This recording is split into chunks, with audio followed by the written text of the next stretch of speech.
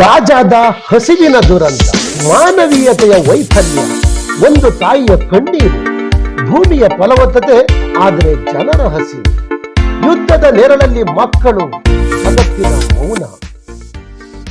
ಯಾವುದೇ ಒಂದು ದೇಶದಲ್ಲಿ ಯುದ್ಧ ಆದಂತಹ ಸಂದರ್ಭದಲ್ಲಿ ಎಂತಹ ಪರಿಸ್ಥಿತಿ ನಿರ್ಮಾಣವಾಗುತ್ತೆ ಅಂದ್ರೆ ಇಸ್ರೇಲ್ ಮತ್ತು ಗಾಜಾ. ಇದಕ್ಕಿಂತ ದೊಡ್ಡ ಉದಾಹರಣೆ ಇನ್ನೊಂದು ಬೇಕಿಲ್ಲ ಅನ್ಸುತ್ತೆ. ಸಾವಿರಾರು ಮಂದಿ ಸಾವನ್ನಪ್ಪುವುದು, ಲಕ್ಷಾಂತರ ಜನರು ನಿರಾಶ್ರಿತರಾಗುವುದು, ಆಸ್ಪತ್ರೆಗಳು, ಶಾಲೆಗಳು, ಮನೆಗಳು ನಾಶವಾಗಿ ಸಾಮಾನ್ಯ ಜನರಿಗೆ ಆಹಾರ, ನೀರು, ಔಷಧಿ ಕೊರತೆ ಉಂಟಾಗುವುದು, ಮಕ್ಕಳು ಮತ್ತು ವೃದ್ಧರ ಹಸಿವು, ಪೋಷಣಾಹೀನತೆ ಹಾಗೂ ಮಾನಸಿಕ ಆಘಾತ ಅನುಭವಿಸುವ ಪರಿಸ್ಥಿತಿ. ಗಾಜಾ ಮತ್ತು ಇಸ್ರೇಲ್ನ ವ್ಯಾಪಾರ, ಕೈಗಾರಿಕೆ, ಸಾರಿಗೆ ವ್ಯವಸ್ಥೆಗಳು ಅಸ್ತವ್ಯಸ್ತವಾಗಿರುವುದು. ಇದನ್ನೆಲ್ಲ ನೋಡ್ತಾ ಇದ್ರೆ ಈ ಯುದ್ಧ ನಮಗೆ ಬೇಕಾ?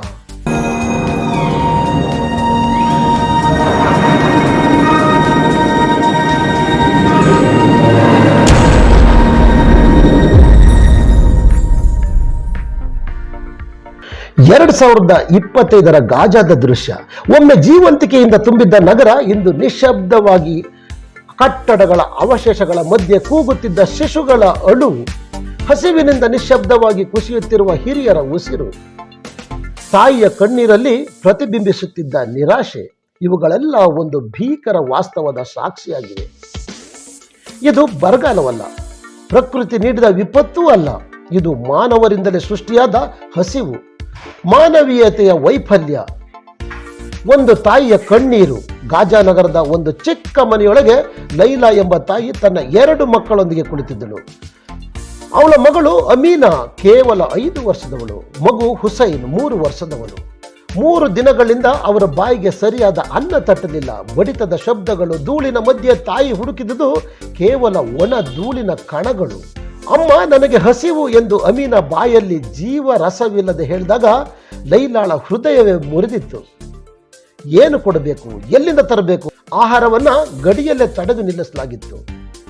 ಗಾಜಾದ ಫಲವತ್ತಾದ ಹೊಲಗಳು ಈಗ ಉದ್ದೇಶಪೂರ್ವಕವಾಗಿ ನಾಶವಾಗಿದ್ದವು.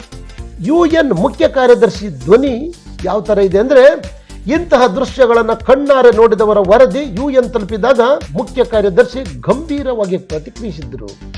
ಇದು ಕೇವಲ ಹಸಿವಲ್ಲ, ಇದು ನೈತಿಕ ದೋಷಾರೋಪಣೆ. ಬದುಕಿಗೆ ಬೇಕಾದ ವ್ಯವಸ್ಥೆಯನ್ನ ಧ್ವಂಸ ಮಾಡಲಾಗಿದೆ. ಇದು ಮಾನವೀಯತೆಯ ವೈಫಲ್ಯ. ಅವರ ಮಾತು ಜಗತ್ತಿಗೆ ಎಚ್ಚರಿಕೆ. ಹಸಿವು ಎಂದರೆ ಅನ್ನವಿಲ್ಲ ಎಂಬುದಲ್ಲ, ಅದು ಮಾನವೀಯ ಹಕ್ಕುಗಳನ್ನು ನಿರಾಕರಿಸುವ ಅತ್ಯಂತ ಕ್ರೂರ ಕ್ರಿಯೆ.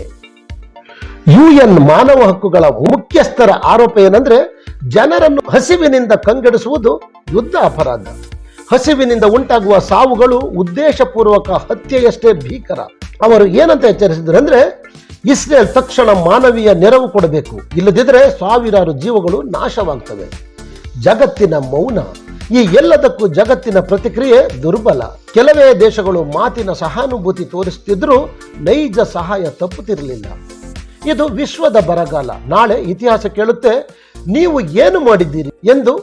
UN ಅಧಿಕಾರಿಗಳ ಎಚ್ಚರಿಕೆ ಜಗತ್ತಿಗೆ ಕಿವಿಯಾರದೆ ಉಳಿತಾ ಇತ್ತು. ತಾಯಿ ಲೈಲಾರ ಕನಸು.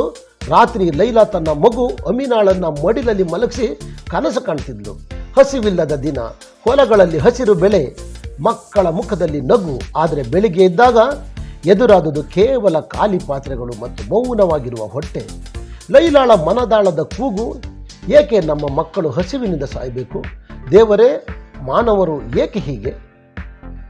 ಅಂತಿಮ ಸಂದೇಶ ಅಂದ್ರೆ, ಗಾಜಾದ ಹಸಿವಿನ ಈ ದುರಂತ ಕೇವಲ ಒಂದು ದೇಶದ ಸಮಸ್ಯೆ.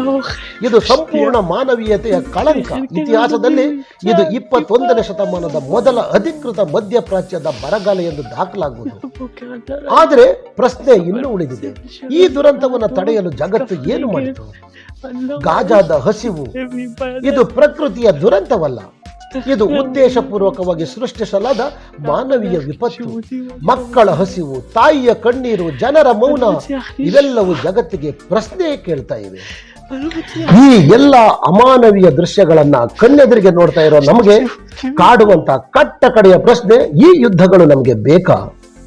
ನಿಮ್ಮ ಅನಿಸಿಕೆಗಳನ್ನ ಕಮೆಂಟ್ ಬಾಕ್ಸ್ ನಲ್ಲಿ ತಿಳಿಸಿ ಅಂತ ಹೇಳ್ತಾ ಇವತ್ತಿನ ಸಂಚಿಕೆಯನ್ನ ಇಲ್ಲಿಗೆ ಮುಗಿಸ್ತಾ ಇದ್ದೀನಿ. ಇನ್ನೊಂದು ಹೊಸ ವಿಷಯದೊಂದಿಗೆ ಮುಂದಿನ ಸಂಚಿಕೆಯೊಂದಿಗೆ ಭೇಟಿಯಾಗೋಣ. ಅಲ್ಲಿವರೆಗೂ ಟೇಕ್ ಕೇರ್, ಬಾಯ್.